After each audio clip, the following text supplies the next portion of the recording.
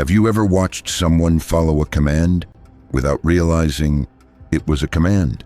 They smiled, nodded, moved exactly how you wanted them to move.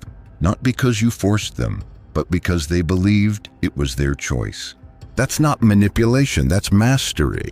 See, we've been taught that leadership is about being decisive, loud, assertive. That to gain respect, you must dominate the room, set rules, enforce them, make sure people know who's in charge. But Machiavelli would laugh at that, because the ones who truly control the game rarely announce they're playing. He wrote, "The best way to control people is to let them think they are free." Let that settle in. Power doesn't always wear a crown. Sometimes it hides behind a smile, behind a carefully planted idea, behind a suggestion that feels like a discovery. You don't need to order people around. You just need to let them believe it was their idea all along. Because here's a hard truth. People hate being controlled, but they love being right. And when they think the action you want them to take is their decision, they'll defend it, protect it, and follow through with more passion than if you had shouted it at them. Machiavelli didn't believe in brute force as a long-term solution. Sure, fear works temporarily, but soft power, that's what builds empires. Let's take a step back. Imagine this. You're in a meeting. You're trying to convince a team to take a risky direction, one that you know is the right move. You could stand up, make your case, assert your authority.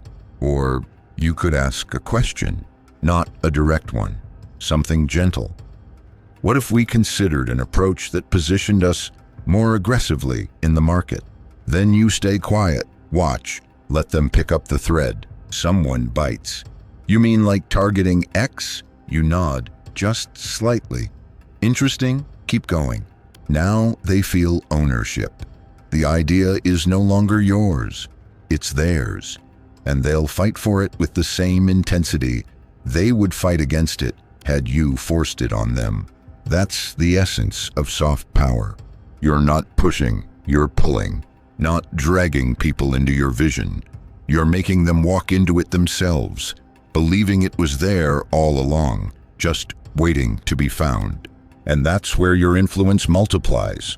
Because when you use soft power, you stop being a threat. You become a mirror that reflects what people want to believe about themselves, that they are smart, capable, in control. You become the quiet architect of their decisions. And the beauty. Once someone believes an idea is their own, they rarely question it. They'll defend it even when it crumbles. They'll rally others to support it. And in doing so, they extend your influence unknowingly. Machiavelli understood this better than most.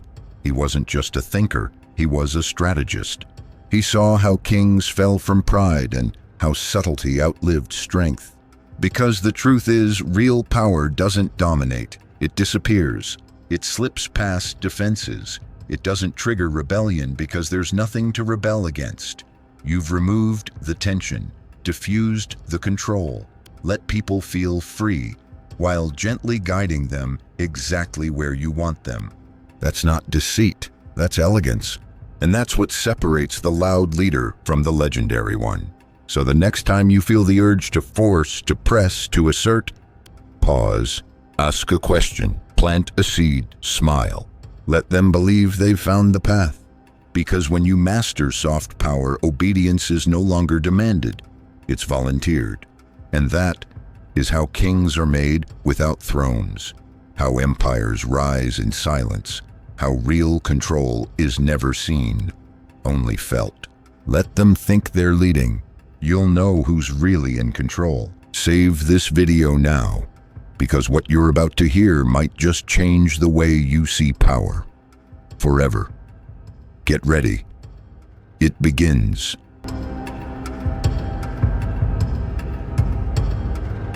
There's something strange about true power. It doesn't look like power. It doesn't raise its voice. It doesn't slam the table. It doesn't announce itself with titles or force. No, real power whispers. It makes suggestions that sound like collaboration. It hides behind a room full of people nodding in agreement. thinking the decision was theirs, never realizing it was yours all along. Machiavelli knew this. He saw that the most dangerous leaders weren't the ones shouting commands from the front. They were the ones asking questions in the back, gently shaping the group's direction, never needing to take credit for the outcome. He understood something simple but profound. The more you command, the more resistance you create. Because commands trigger egos, they challenge autonomy. And no one, no matter how rational they may seem, likes being told what to do. But if you guide instead of dictate, if you invite instead of instruct, suddenly the same idea gets accepted, not with hesitation, but with enthusiasm. People obey more willingly when they believe they're part of the process, when they feel heard, when their voice seems to matter, not because it truly changes the outcome, but because it softens the edge of control. And here lies the subtle genius of influence. You don't lead by proving you're right. You lead by making others feel like they arrived at the right answer. Let me give you a scene. You're in a tense situation. Everyone is waiting for a decision. You already know what needs to be done. But instead of issuing a decree, you pause. You look around the table and say, "What do you all think is the wisest next step?" Someone offers an answer. Close, but not quite. You nod. "That's interesting. What if we built on that a little?" Now another person joins in. Slowly, the room starts moving. But you're guiding the rhythm, steering the current. Minutes later, someone says exactly what you were thinking all along. You smile. That sounds like a strong direction. And just like that, it becomes their decision. But your outcome, that's not deception, that's strategic humility. It's Machiavellian in its quiet brilliance. Because while everyone else is trying to look like the alpha, loud, assertive, center stage, you're doing something far more powerful. You're letting others take the credit so you can keep the control. That's why the best leaders, the ones who are truly dangerous, don't need to be seen as powerful. They let others shine, speak, take ownership. But behind the scenes, they're shaping the direction, bending the current, designing the next move, while everyone thinks they're just participating. The trick? Don't fight for the spotlight. Let others stand in it. Because while they're basking in attention, you're anchoring influence. When people feel included, they stop resisting. When they believe their input matters, they become emotionally invested. And when they think the decision is theirs, they protect it. You've turned compliance into conviction. You've made obedience feel like contribution. And that's the real mastery. So the next time you want someone to follow you, don't command them. Invite them in. Make it feel like a discussion. Let them speak first. Let them feel seen. And then, with just a few well-placed words, gently guide them to where you were already heading. No push, no pull. Just alignment disguised as agreement. Because when you lead from the shadows of consensus, no one sees the strings, but everyone moves. And that is how you win without ever needing to raise your hand.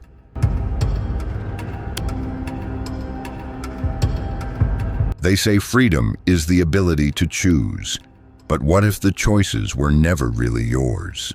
What if every decision you made, every path you thought you picked, was gently arranged beforehand by someone who understood your psychology better than you did? That's not fiction, that's strategy, and Machiavelli mastered it. He didn't believe in controlling people through fear alone. Fear breaks eventually. People revolt. They look for escape. But choice is seductive. Because once someone believes they've made a decision on their own, they commit to it. They fight for it. They become loyal to it, even if it was never truly theirs to begin with. Machiavelli called it false liberty, the illusion of freedom designed by the one holding the real power. Here's how it works. Imagine you're trying to get someone to support your plan. You don't tell them what to do. You present them with two options. One sounds too risky, the other slightly safer, but leads exactly where you wanted. They pick the second. They feel smart, independent, in control. But what they don't realize is, both roads led to your destination. You didn't steal their freedom. You just wrote the script and let them choose a line. That's the essence of psychological control. Not forcing movement, but framing decisions. Because here's a truth Machiavelli understood centuries ago, and modern psychology has only confirmed. People will resist commands, but they'll embrace conclusions they believe they reached themselves. It's the same in politics, in business, in relationships. When someone feels boxed in, they push back. But if you give them a door, even if you built the hallway they're walking down, they feel empowered. Let's take an everyday example. A manager wants an employee to take on a difficult project, but instead of assigning it directly, he says, "We've got two challenges ahead. One's more creative, the other more strategic. I think both are important. Which one feels like a better fit for you?" Now watch carefully. The employee picks one, but doesn't feel pushed. He feels involved, respected, heard. But the manager, he got what he wanted either way. This isn't manipulation, it's a soft science. And it works because it aligns with the one thing people guard most, their sense of autonomy.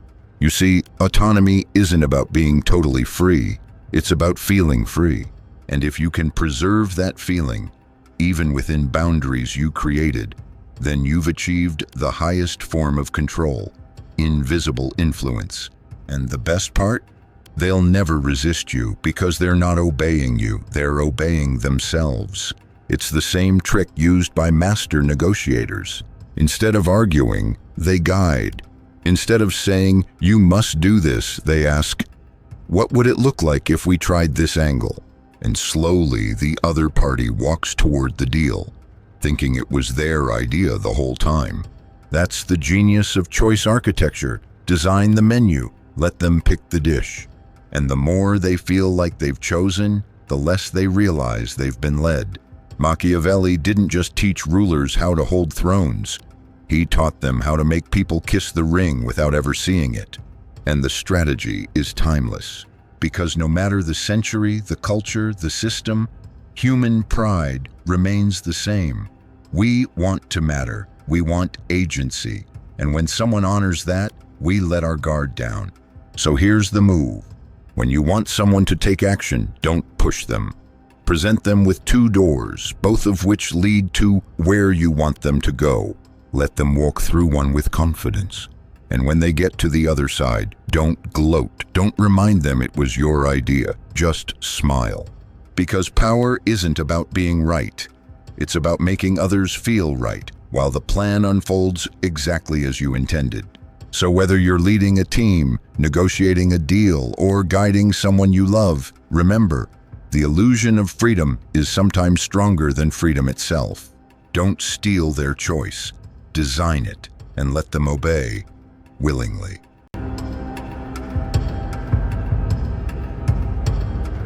Power doesn't always come with a sword. Sometimes it comes with an open hand, an offer, a smile, a story, something that doesn't look like force, but bends the world just the same. Machiavelli may have written about princes and deception, but behind the cunning was a deeper insight. The greatest power is the kind that doesn't provoke fear. It inspires loyalty, not because it demands it, but because people give it willingly. History remembers many tyrants, but the ones who built empires, they mastered soft power. Let's begin with Julius Caesar. He didn't conquer Rome with force alone. No, the real brilliance came after the battles. When his enemies fell to their knees, Caesar didn't destroy them, he forgave. And that forgiveness wasn't weakness, it was calculation. Because when you spare someone, you create a debt, not of money, but of emotion, gratitude, guilt, obligation. His enemies became his allies, not because they trusted him, but because they owed him. Caesar turned mercy into a leash. He bound men with kindness, then led them where he wanted. That is soft power. Now fast forward 2,000 years. Steve Jobs, a man who built one of the most iconic companies in the world. Not by commanding, but by believing. obsessively, passionately. But more than that, by making others believe. Ask anyone who worked for him in the early days of Apple. They'll tell you, they didn't just build products, they were on a mission. They worked late into the night, scrapped prototypes, rewrote code over and over, not because they were forced to, but because Steve made them feel like they were changing the world. And when people believe in a story bigger than themselves, they choose to go the extra mile. They volunteer their obedience. That's not just leadership, that's emotional architecture. Jobs didn't push people, he pulled them, and they followed willingly all the way to greatness. Now let's shift gears. Vladimir Putin, a name that divides, stirs, intimidates. But set the politics aside for a moment and study the strategy.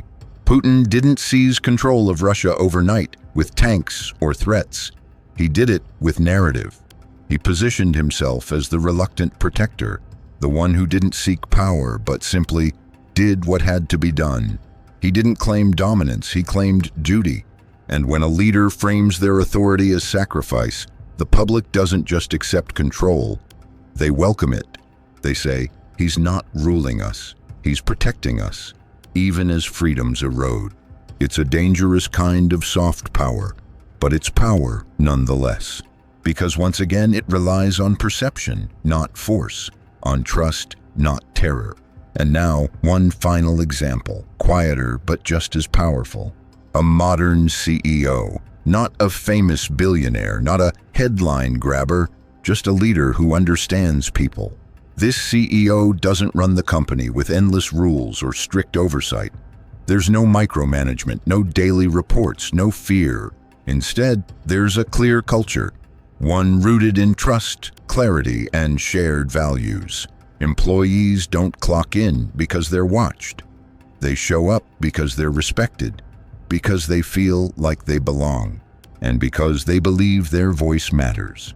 Turnover is low, performance is high, loyalty is deep, not because of contracts or bonuses, but because of culture. And that is soft power in the modern age. Because whether it's Rome, Silicon Valley, the Kremlin, or a startup office, the rules haven't changed. People obey most when they feel like they're part of something, when they feel seen, when they feel safe, when they feel free, even when they're not. So what does this mean for you? It means if you want lasting influence, stop chasing obedience through pressure. Instead, craft the right narrative, build the right environment. Lead not with commands, but with clarity, not with force, but with purpose. Make people feel like the mission is theirs, like their role is essential, like the choice to follow you was entirely their own. Because when people believe they're moving of their own will, they don't just follow orders, they follow you.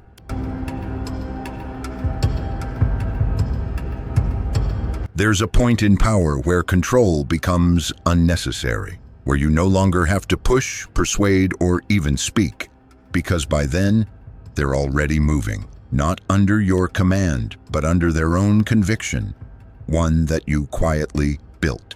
That's the hidden summit of influence, not to be followed because you told them to, but to be followed because they believe they chose to.